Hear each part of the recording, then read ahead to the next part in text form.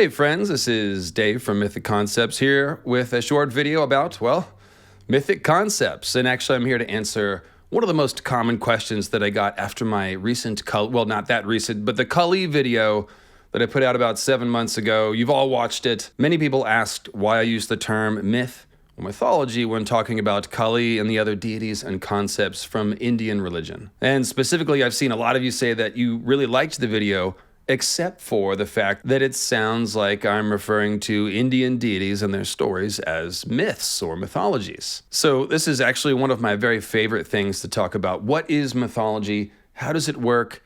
Is it true per se? And in fact, today I'll be drawing from the first chapter of a book that I'm working on about understanding mythology and religion in a modern context. I'm either going to call that one Paradise Gained or Eve Did Nothing Wrong. I'm not sure. I'm working on it, so stay tuned. And most of all, I just want to say thank you very much to all of you who have watched the Mythic Concepts videos, left great comments on them. I didn't know how it was going to go when I started this channel. It was a bit of an experiment. As many of you know, I'm primarily a House of the Dragon, Game of Thrones, A Song of Ice and Fire YouTuber. You know, John and Danny, the Night King, all that stuff. But mythology and symbolism is really my first love. And of course, that's the part of A Song of Ice and Fire that I talk about the most, the mythology. It's really just been moving and wonderful to see how many people love mythology in general and Indian religion, mythology, and culture in particular. And we'll throw history in there too. So thank you everybody for supporting the channel. I did take a few months off to do House of the Dragon Season 1, but I will be back this year with lots of Mythic Concepts videos. So make sure you're subscribed and stay tuned.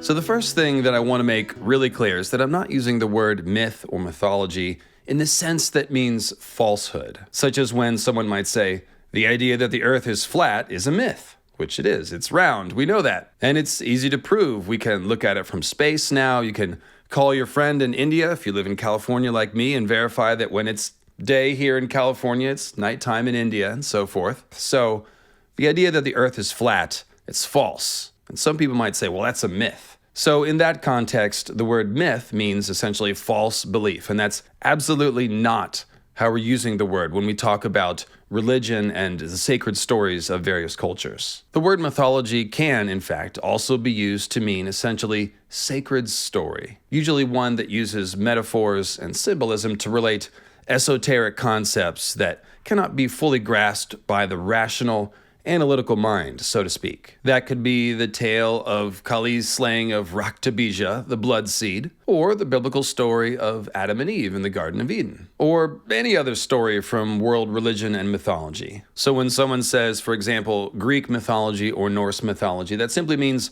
all the stories about the gods and goddesses and the heroic personages from ancient Greece or Scandinavia. And so when I say Indian mythology or Vedic mythology or Hindu mythology, that simply means all the old stories about the gods and the goddesses. Certainly the Vedas would be considered, the heart of Indian mythology, but there's also a lot of folklore outside of the Vedas, of course, such as the traditions and beliefs of the people in southern India, the Tamil religion, and of course, whatever we can piece together about the beliefs and views of the people of the Harappan civilization, the Indus Valley civilization. All of these stories are part of Indian mythology in the sense that they are sacred stories of the Indian people. They're rich in metaphor and symbolism, and they're written in part to relate concepts that are abstract or mysterious in nature. Nothing is more abstract or mysterious than Kali and the concepts that her stories teach. And if you watch the Kali video, you know that both the iconography of Kali herself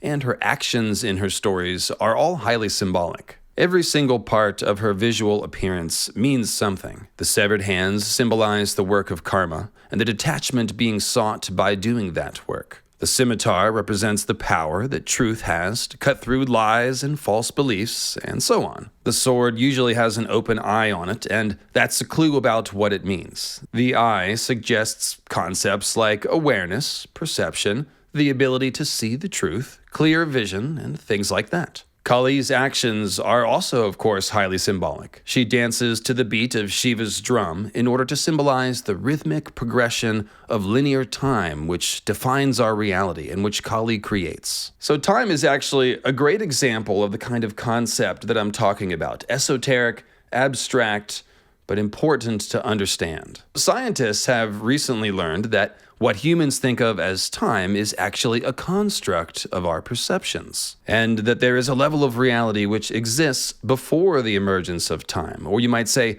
underneath time itself. This is a level of reality without defined space or time, as best as I can understand it, and quite honestly, it's pretty hard to conceive of something more fundamental to human existence than time itself, right? Nevertheless, time is apparently some kind of construct, and actually the concept of Kali and Shiva, and particularly the idea of Kali dancing upon Shiva, actually gives us a metaphor which sounds very similar. So as we discussed in the Kali video, Shiva and Kali are both associated with the concept of nothingness, the void, the cosmic womb, the emptiness, the chaos ocean, which essentially is just the place before things exist, the place where things that exist come from. Now, the cool thing that I've learned is that Shiva and Kali represent two different aspects of the void. Yes, that's right. The void has different parts of it somehow, even though it's a jumble of chaos. So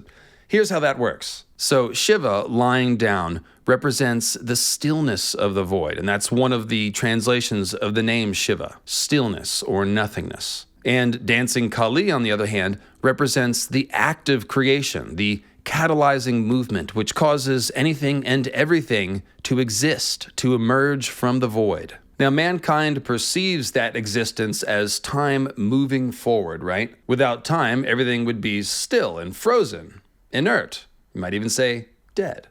Very like the depiction of Kali dancing upon Shiva, where Shiva is a dead corpse beneath her feet. But through the power of Shakti, the animating force of life, which is, of course, channeled through Kali or into the form of Kali, existence emerges from non-existence, and time emerges from, well, the void, from the cosmic stillness, from whatever base level of reality exists beyond the confines of the movement of time. So that's all kind of confusing stuff to think about, right? But using the image of Kali and Shiva dancing and drumming out the rhythm of existence makes it a little easier to think about. Now, that doesn't mean that ancient Indian sages were actually astrophysicists who understand quantum mechanics the way modern scientists do, but it does mean that people have pretty much always been pondering the fundamental mysteries of our existence, like why do things exist at all, and why does time seem to move forward? And this is not just in India, of course. I mean,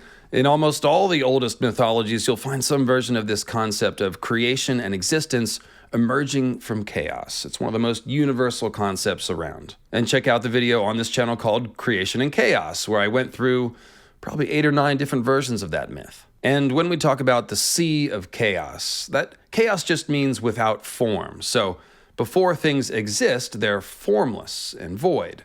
That's chaos. So all these kinds of chaos and creation myths are getting at the same thing. Why do things exist? Why do they have form in the real world? Why are we here? How did it happen? Was there a moment when the first thing came into existence? And what do we call whatever was before that? That's the void, essentially. Now, you could also think about the scientific concept of the Big Bang here, right? Because it does indeed seem that there was a point at which everything sort of popped into existence, exploding and expanding outward from some theoretically infinitesimal point, with all of space and time unfolding in a constant expansion which continues to this day. So if we could somehow travel back in time and explain the idea of the Big Bang to an ancient Indian sage, they'd probably understand the basic concept of it pretty well, being already familiar with the concept of creation emerging from the void, from non-existence. So again, were ancient Indians and Egyptians and Sumerians and so on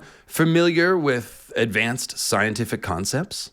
No, of course not. Not in so many words, not the way that we understand them. However, because reality seems to follow the same sort of principles, both at the macro and the micro level, we can easily translate all this abstract language about existence and non-existence into very personal terms that any human could understand. So, for example, consider the basic act of having an idea. Perhaps you're an artist and it suddenly occurs to you, I think I want to paint a tree for my next painting. Now, that painting of a tree doesn't exist yet, right? No one can look at it, no one can find it, it's not there on the internet for anyone to give their opinion on. But inside the mind of the artist, the idea and the inspiration to paint that tree does exist, as does the practical knowledge of how to use paints, a brush, and an easel to create a recognizable image of a tree. The artist knows how they will create the painting, probably where they'll paint it, and perhaps when, and so on. But it's all in their mind still. It doesn't actually exist yet. So this potential for things to exist is kind of like the void, the sea of nothingness from which reality emerges. In other words, every act of creation is essentially the same. Every act of creation has a moment when something moves from being an idea to being a thing that exists, whether that's the Big Bang and the emergence of space-time, or a painter creating their art. Someone, somewhere, first had the idea to plant the seeds that fall from beneficial plants so as to make more of them, and eventually we had farming. Someone else had the idea to make the first brick, and then to stack them to make the ancient walls of places like Mehergar, and eventually Harappa. The very first humans to ponder the mystery of creation and reality might have begun with a question more like, where do ideas come from? Then, where does time come from? Or where does reality and existence itself come from? But once you stumble upon the concept of creation from chaos, it's pretty easy to sort of map that principle on to any sort of creative act. In fact, we could even say that the mind and the skill of the artist is like Shiva, the stillness. And the idea which begins to catalyze actions that will lead to the creation of the painting is like Kali's Shakti energy, which moves the void into the act of creation. The painting itself is material reality, and this is the beauty of using metaphors. It's just easier for our brain to understand abstract concepts by relating them to things that we do understand. That's why every religion or ancient system of sacred knowledge, you might say, uses metaphors and analogies and parables and things like that to relate their most sacred teachings. The stories that bring us these metaphors are mythologies. Every religion and culture has its own mythology, and the purpose of these sacred stories is to impart the values and teachings of that culture or religion.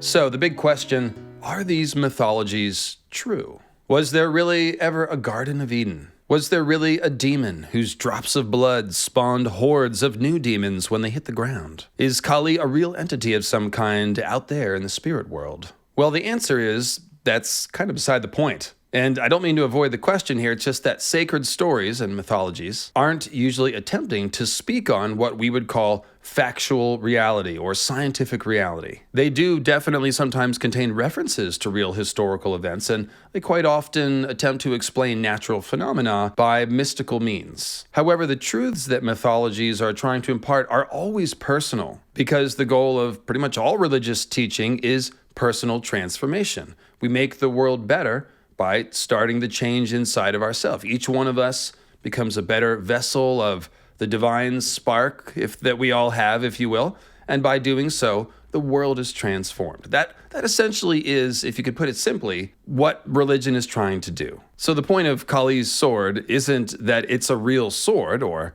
what shape it is, or what metal it's made out of. The sword symbolizes the power of truth to cut through lies, deception, confusion, propaganda, and the like. This ruthless crusade to root out falsehood is a central part of the work of karma, which is why this sword of truth is grouped with Kali's garland and skirt of severed hands and heads. If one were to stop and try to argue about what kind of sword Kali holds, or how many hands or heads there are supposed to be, although that does have an important meaning as well, that would be missing the bigger point. Now, since I was raised Protestant Christian, I always like to use the story of Jonah and the whale as my go-to example of how this works. The basic bare-bones story of Jonah and the whale is that Jonah was called by God to go to a very wicked city called Nineveh, to tell them to repent, lest they suffer a great calamity of God's judgment. Jonah, however, refuses that mission, refuses his calling, instead taking ship to somewhere else. But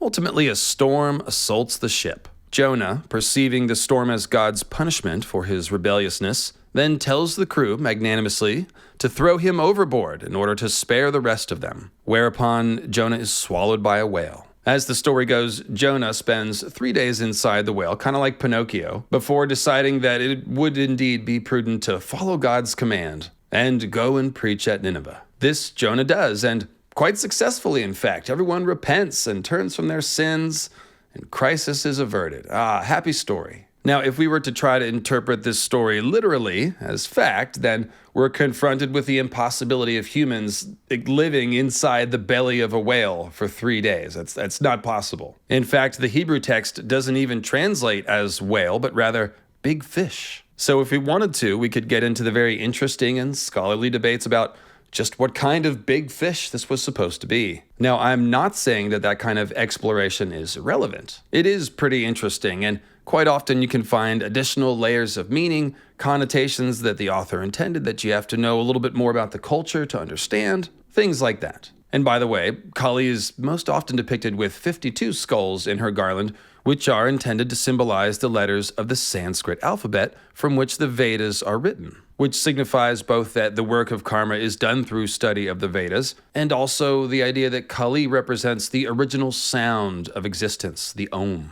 So getting back to the story of Jonah and the whale, if we view that story as being metaphorical, instead of being a literal story about a dude living inside of a whale for 3 days, then it's pretty easy to see the lessons and principles the story was trying to impart, and why it might have been included in the Bible. So first of all, the classic meaning is understood to be that God is forgiving and that mankind can still be used for a higher purpose, even though he's sinful and imperfect, if he repents. That's a valuable lesson, and it's pretty easy to apply outside of a religious context simply by changing the language. So, for example, we could simply say that no matter how many mistakes you make, you get to keep trying again and again until you draw your final breath. No matter how many times you fail, you don't have to become the perfect vessel to bring some important message to the world, or to simply feel confident in stepping forward to achieve whatever it is that you want to achieve in life. I would actually add a second layer of meaning to the Jonah story, which similarly does not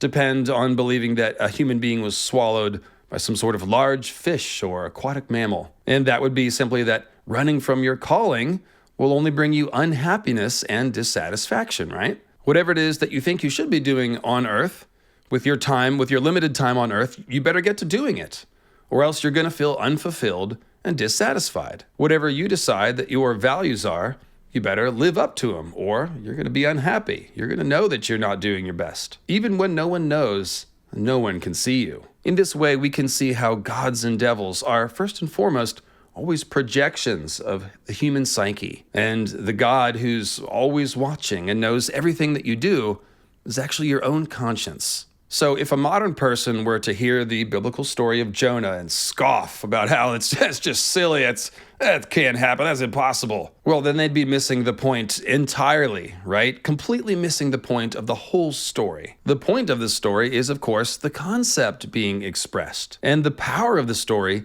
is in the potential for insight and changed behavior, which comes from meditating on those concepts. This is honestly even more obvious when it comes to Hinduism and its cousin religions, Buddhism and Jainism. These religions, of course, heavily emphasize meditation, self-reflection, and self-improvement. Its iconic figures, such as Buddha or Krishna, serve primarily as examples of how to walk the path of enlightenment more than anything else. There are many, many disciplines and traditions encompassed by the term Hinduism, and these traditions are rarely, if ever, viewed as competing with one another to be some sort of ultimate truth. These different traditions exist because different people in different places and times in India have identified with different facets of Hindu teaching and have then chosen to dedicate themselves to a deity or practice that has brought about personal transformation in their lives. People who worship Kali and Shiva don't deny the importance of other god forms, such as Vishnu or Brahma, or the power of studying their lessons and concepts, because they're not in competition. Instead, they are just different metaphors and symbols with which to relate different concepts. So even when we find multiple creation stories inside of one mythology, and Egyptian mythology has a bunch that are totally different, these are simply expressions of different concepts, not competing statements of facts about the creation of the world, which have to be, decided on which is true and which is false. I would actually broaden this approach or this sort of thinking really to all world mythology, meaning that the lessons and practices imparted by one religion really shouldn't be seen as being in conflict or in contradiction with any other, because, again, the truths being imparted by sacred storytelling are not literal truths, but rather conceptual ones. These stories express principles, not facts, and trying to interpret them through the lens of, is this literally true, not only misses the point, but actually prevents one from learning the deeper truth that is being imparted.